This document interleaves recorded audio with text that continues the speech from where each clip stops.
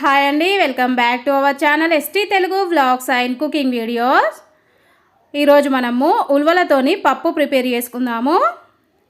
ముందుగా 1 కప్పు ఉల్వలు తీసేసుకొని వాటర్ వేసేసుకొని నీట్గా వాష్ చేసుకున్న తర్వాత 1 కప్పు ఉల్వలకి 3 కప్పుల వాటర్ వేసేసుకొని 8 గంటల పాటు నానబెట్టేసుకోవాలి. మనకి ఉల్వలు ఉడకడానికి టైం ఎక్కువగా పడుతుంది కాబట్టి ఈ విధంగా నానబెట్టేసుకుంటే ఉల్వలు తొందరగా ఉడికిపోతాయండి. ఇలా నానబెట్టుకున్న ఉల్వల్లోకి 1/2 టేబుల్ స్పూను ఆయిల్ వేసేసుకొని కుక్కర్ పైన మూత పెట్టేసుకొని 5 నుంచి 6 విజిల్స్ వచ్చేంత వరకు ఉడికిచ్చేసుకోవాలి. కుక్కర్ పూర్తిగా చల్లారిపోయిన తర్వాత మూత తీసేసుకొని ఉల్వలు ఉడికినా లేదో చెక్ చేసుకోవాలండి. మనము ఈ పప్పు ప్రిపేర్ చేసుకోవడానికి ఉల్వల్ని ఈ విధంగా మెత్తగా ఉడికిచ్చేసుకుంటేనే పప్పు టేస్టీగా చాలా బాగుంటుంది. ఇప్పుడు ఇలా ఉడికిచ్చేసుకున్న ఉల్వల్ని ఒక మిక్సీ జార్ తీసేసుకొని 1/2 వరకు మిక్సీ జార్లోకి వేసేసుకొని ఉడికించుకున్న వాటర్ వేసేసుకొని మూత పెట్టేసుకొని మెత్తటి పేస్ట్ లాగా గ్రైండ్ చేసేసుకోవాలి.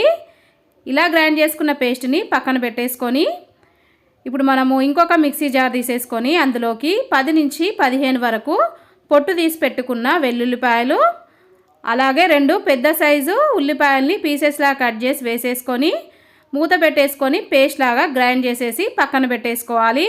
ఇప్పుడు పప్పు ప్రిపేర్ చేసుకోవడానికి స్టవ్ పైన కడాయి పెట్టేసుకొని ఆయిల్ వేసేసుకొని వేడైన తర్వాత 1/2 టేబుల్ స్పూన్ ఆవాలు, కొంచెం కరివేపాకులు, 2 ఎండుమిరపకాయలు వేసేసుకొని కలుపుకుంటూ కాసేపు ఆయిల్లో వేయించుకున్న తర్వాత ఇప్పుడు మనం ప్రిపేర్ చేసి పెట్టుకున్న వెల్లుల్లి ఉల్లిపాయ పేస్టును వేసేసుకొని కలుపుకుంటూ మంచి గోల్డెన్ కలర్ వచ్చేంత వరకు ఫ్రై చేసేసుకోవాలి.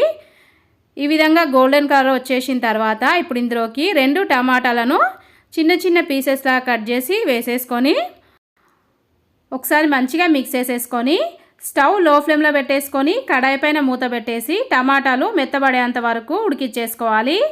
టమాటాలు ఉడికిపోయిన తర్వాత 1/2 టేబుల్ స్పూను పసుపు, 2 టేబుల్ స్పూన్ల కారం వేసేసుకొని కలుపుకొని టమాటాలను 2 నిమిషాల పాటు ఆయిల్లో మగ్గనివ్వాలి. 2 నిమిషాల తర్వాత ఇప్పుడు మనం గ్రైండ్ చేసి పెట్టుకున్న ఉల్వల పేస్ట్ వేసేసుకొని ఇందులోకి చిన్న కప్పు చింతపండు రసం వేసేసుకోవాలి. మనం ఒక చిన్న ఉసిరికాయ సైజ్ అంతా చింతపండును తీసేసుకొని వాటర్లో నానబెట్టేసుకొని నానిపోయిన తర్వాత రసం తీసేసుకొని వేసేసుకోవాలి. ఇలా వేసుకున్న తర్వాత మనము పప్పుని ఒకసారి మంచిగా మిక్స్ చేసేసుకున్న తర్వాత ఇప్పుడు ఇందులోకి టేస్ట్కి సరిపడినంత సాల్ట్ వేసేసుకొని ఒకసారి మిక్స్ చేసేసుకొని పప్పుని మధ్య మధ్యలో కలుపుకుంటూ 5 నిమిషాల పాటు ఉడకనివ్వాలి.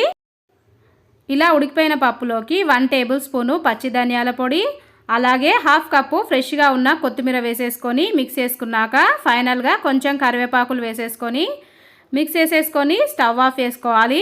మనకి పప్పు వేడిగా ఉన్నప్పుడు కొంచెం లూజ్గా ఉంటుందండి, చల్లారిపోయిన తర్వాత కొంచెం చిక్కగా వచ్చేస్తుంది. అంతేనండి, ఇక్కడ ఉల్వల పప్పు అయితే రెడీ అయిపోయింది. ఇలా ప్రిపేర్ చేసుకున్న పప్పుని వేడివేడి అన్నంలోకి వేసేసుకొని నెయ్యి వేసేసుకొని తింటే సూపర్ టేస్టీగా చాలా బాగుంటుందండి. ఈ మధ్య కాలంలో ఏజ్ లిమిట్ లేకుండా చిన్నవాళ్ళ నుంచి పెద్దవాళ్ళ వరకు కిడ్నీలో స్టోన్స్ వచ్చేస్తున్నాయి. అలాంటి వాళ్ళకు డాక్టర్ ఉల్వలతో చేసిన రెసిపీస్ తినమంటారండి. కానీ చాలామందికి అసలు ఉల్వలతో ఏం చేయాలో అర్థం కాదు. ఒకవేళ మనం ప్రిపేర్ చేసి పెట్టినా సరే ఉల్వల్ని చూడంగానే అంత ఇష్టంగా తినరండి పిల్లలు. అలాంటి వాళ్ళకి ఈ విధంగా నేను చెప్పినట్టు ఉల్వలతోటి పప్పు ప్రిపేర్ చేసి పెట్టండి. మీరు ఒక్కసారి ప్రిపేర్ చేసి పెడితే మీ డైలీ మెనూలోకి యాడ్ అయిపోతుందండి ఉల్వల పప్పు. ఈ విధంగా మనం వారానికి ఒకసారి పప్పు ప్రిపేర్ చేసుకొని తింటే హెల్త్కి చాలా మంచిది. మరి పప్పు ప్రిపేర్ చేసుకోవడానికి కావాల్సిన మెజర్మెంట్స్ డిస్క్రిప్షన్లో లింక్ ఇస్తాను, ఒకసారి చెక్ చేసుకొని మీరు కూడా ప్రిపేర్ చేసి టేస్ట్ చూసిన తర్వాత మీకు ఎలా వచ్చింది నాకు కామెంట్ రూపంలో తెలియజేయండి. ఈ వీడియో నచ్చితే వీడియోకి లైక్ చేయండి, మీ ఫ్రెండ్స్కి రిలేటివ్స్కి వీడియోని షేర్ చేయండి. అలాగే నా ఛానల్ని కొత్తగా చూసే వాళ్ళైతే నా ఛానల్ని సబ్స్క్రైబ్ చేసుకోండి. ఓకే, బాయ్ ఫ్రెండ్స్, నెక్స్ట్ వీడియోతో మళ్ళీ కలుద్దాం.